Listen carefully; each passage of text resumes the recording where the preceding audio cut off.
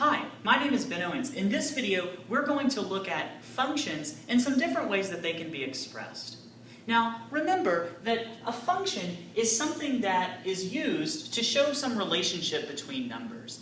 And typically, that relationship is talking about taking numbers from the domain of a function, that is one list of numbers, into the range.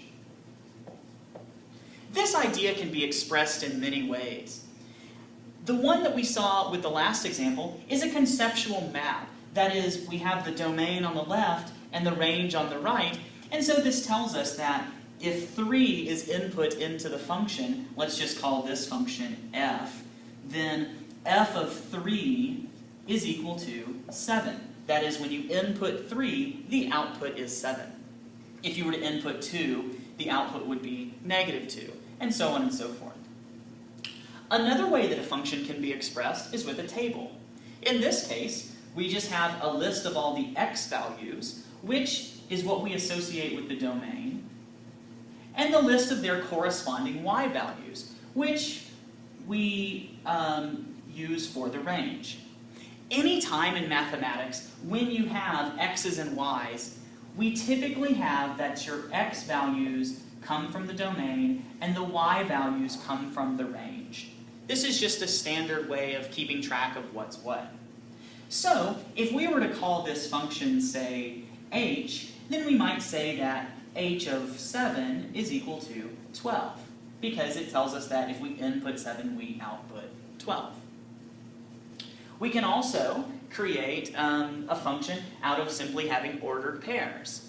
Now, when we have ordered pairs, the first coordinate is always the x-coordinate, and the second coordinate is always the y. So we think of this being the input, and this being the output. So here, suppose we called this function g, we might say that g of 9 is equal to -2. Because if we input 9, then the output is -2. Finally, and this is how we typically see functions given, oftentimes it's given in function notation, which essentially is a rule that tells us how to get from the input to the output. Now, the way that this rule works is this. Suppose we want to know what happens when we take f of 5.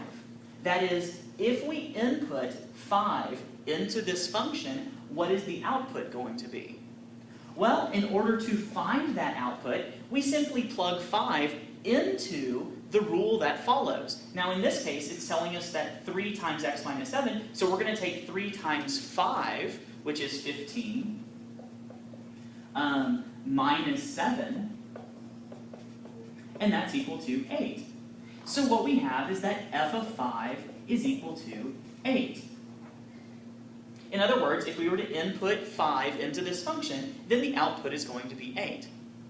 Likewise, if we were to say input 0 into the equation, the output would be what? 3 times 0 minus 7 is 0 minus 7, so that would be -7. Now in this case, it's interesting to ask, what is the domain? That is, what is the domain of the function f? Well, here, what it's actually asking when it asks for the domain is, what numbers could you plug into this and get something out? That is, something that makes sense on the other side. Well, think about which numbers would work if you plug them in.